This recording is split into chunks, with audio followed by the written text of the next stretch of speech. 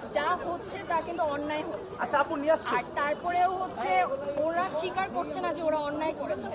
তো আমাদের উচিত যে যতদিন পর্যন্ত আমাদের জানটা আছে, আমাদের শেষ নিঃশ্বাস পর্যন্ত আমরা চালিয়ে যাব এই আন্দোলনটা। এটা কোনোভাবেই থামবে না, এটা থামাটা এখন অযৌক্তিক।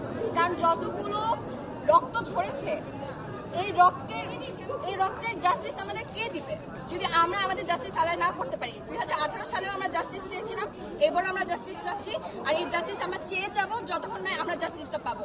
যে আন্দোলনগুলো হচ্ছে, আমরা যারা করছি, এই আন্দোলনগুলোতে সবার এক একটা রায় আছে, এক একটা দাবি আছে। এই দাবিগুলো আমরা আদায়ের জন্য আন্দোলন করছি। এই দাবিগুলো যতদিন না আদায় হবে, পূরণ হবে, ওরা একটা দফাও দিচ্ছে না। এক দফা দিয়ে ওরা বলতে শেষ, কিন্তু আমরা শুধু কোটা নিয়ে শুরু করিনি, আমাদের দাবি অনেক বেড়ে গেছে। এই 9 দফা দাবি আমাদের পূরণ চাই।